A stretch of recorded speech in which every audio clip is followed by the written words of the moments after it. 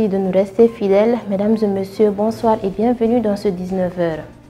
Le président de la transition, le chef de l'État, le colonel Assimi Goïta, a remis 225 tracteurs aux producteurs pilotes pour avoir un meilleur rendement agricole.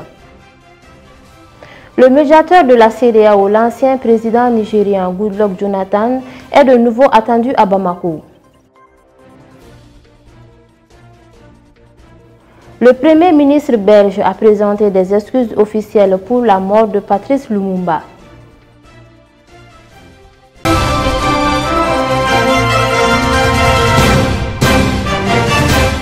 Une fois de plus, bienvenue dans cette édition. Le président de la transition, chef de l'État, vu la Constitution, vu la charte de la transition, vu la loi numéro 2022-001 du 25 février 2022 portant révision de la charte de la transition, décrète un deuil national de 3 jours à compter du mardi 21 juin 2022 à 0h est déclaré sur toute l'étendue du territoire national en hommage aux victimes des attaques terroristes perpétrées dans la nuit du samedi 18 juin 2022 dans les localités de Djalasabougou, Djanweli, Dégué-Sagou et environ dans le cercle de Bankassa. Les drapeaux seront mis en berne sur tous les bâtiments et édifices publics pendant toute la durée du deuil. Le gouvernement de la République du Mali a le profond regret d'informer que les paisibles populations des villages de Djalasabougou, Djanweli, Dégué-Sagou et environ dans le cercle de Bankas ont fait l'objet d'attaques terroristes lâches et barbares dans la nuit du 18 au 19 juin 2022. Le bilan cumulé fait état de 132 civils froidement tués par les combattants de la Katiba du Massina de Amadou Koufa, dont plusieurs parmi les auteurs ont été formellement identifiés. En cette douloureuse circonstance, le gouvernement présente les condoléances les plus émues de la nation aux familles des victimes et souhaite un prompt rétablissement aux blessés. Le gouvernement condamne avec la dernière rigueur les attaques et exactions perpétrées contre de paisibles populations et rassure que toutes les dispositions seront prises pour rechercher et traduire les auteurs de ces actes criminels devant la justice. Le gouvernement appelle à la communion de cœur et des esprits des Maliens face à cette épreuve et réitère que la sécurité et la protection des personnes et leurs biens restent sa priorité absolue. En conséquence, les vaillantes forces de défense et de sécurité en première ligne dans la lutte contre le terrorisme continueront avec détermination la dynamique de recherche et de destruction des sanctuaires terroristes dans le cadre du plan Maliko et de l'opération Keletigui en veillant au droit international humanitaire et des droits de l'homme. Sur tout un autre plan, le président de la transition, chef de l'État, le colonel Assimi Goïta, a procédé hier, lundi 20 juin 2022, à une remise de tracteurs aux producteurs agricoles à Samanko, dans la commune rurale du Mandé. Au total, 225 tracteurs subventionnés à hauteur de 50% par l'État ont été remis aux producteurs pilotes.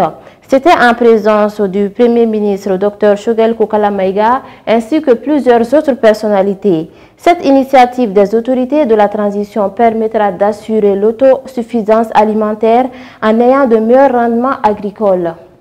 Nous nous inclinons devant la mémoire de nos populations qui ont été victimes de l'attaque barbare survenue dans la commune de Djalasabougou. Nous promettons que cet acte barbare inqualifiable ne restera pas impuni. Pour revenir à la cérémonie, je tiens d'abord à féliciter tous les acteurs du secteur agricole pour les résultats obtenus pour la campagne agricole 2021. La remise de ces 225 tracteurs entre dans le cadre de subventions à hauteur de 50% des matériels agricoles et équipements par l'État. Cela vise à atteindre deux objectifs. Et primo, pousser la mécanisation du secteur agricole, aussi assurer l'autosuffisance alimentaire. Et ces différentes actions viennent s'ajouter à d'autres efforts déjà consentis par le gouvernement, notamment la subvention des intrants. Et toutes ces opérations ont pour état final recherché d'assurer notre souveraineté alimentaire. Et je pense qu'aujourd'hui, l'État du Mali a cette capacité et quand vous regardez la production agricole 2021, qui est d'ordre de 9 millions de tonnes, et la consommation du Mali est de 4 millions de tonnes, donc il n'est pas acceptable le Mali soit confronté au problème d'approvisionnement. Raison pour laquelle nous allons instruire le gouvernement d'élaborer une nouvelle stratégie pour que nous puissions non seulement maîtriser notre consommation, aussi maîtriser notre stock de sécurité, aussi maîtriser les exportations.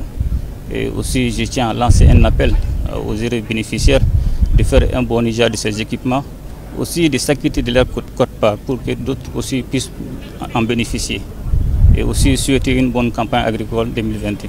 Suite aux attaques coordonnées des groupes terroristes de la Katiba Massina perpétrées ce dimanche 19 juin contre de paisibles citoyens dans le cercle de Bankas, les forces vives du cercle de Bankas dans la région de Badjangara, composées d'élus, de leaders communautaires et de la société civile, à travers un communiqué, ont décidé d'entamer dès ce mardi une désobéissance civile en fermant les services étatiques et non étatiques.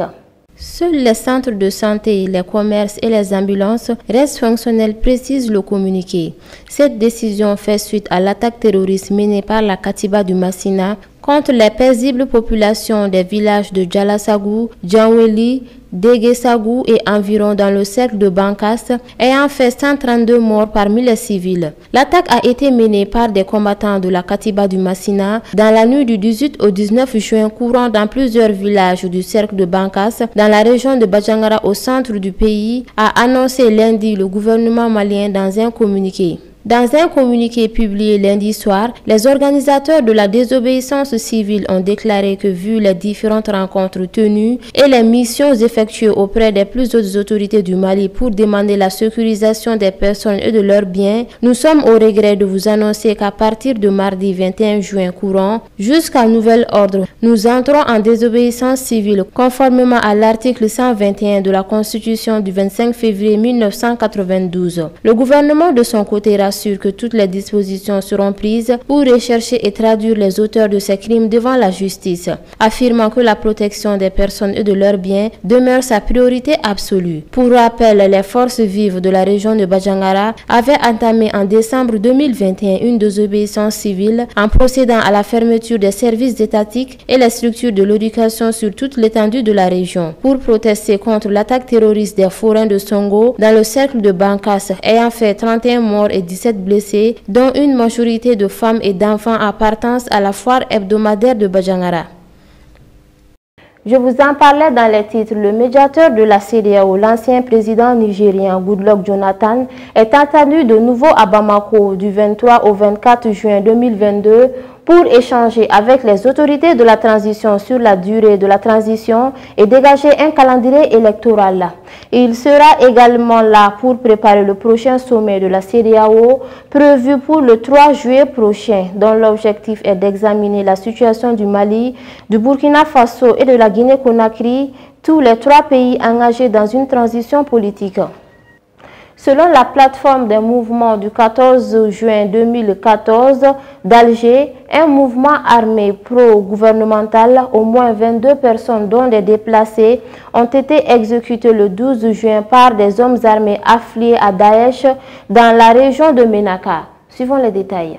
La plateforme des mouvements du 14 juin 2014 d'Alger porte à la connaissance de l'opinion nationale et internationale que les hommes armés ont fait éruption le 12 juin 2022 dans un campement non loin de la localité d'Izingaz, commune d'Ihinita, cercle de Tidermen, région de Ménaka, et ont procédé à l'exécution sommaire de 22 personnes parmi lesquelles les déplacés venaient chercher refuge dans cette zone, a expliqué la plateforme dans un communiqué. La même source souligne que ces graves atteintes aux droits humains et à la vie tout court ont été perpétrées par des terroristes affiliés à Daesh et opérant sur des motos. La plateforme des mouvements du 14 juin 2014 d'Alger, tout en condamnant ces crimes d'une horreur inexplicable, appelle la division des droits de l'homme de la MINUSMA, mission onusienne au Mali, les organisations des droits de l'homme ainsi que toutes les autorités compétentes à diligenter une enquête pour traduire les auteurs de ces crimes devant les juridictions compétentes.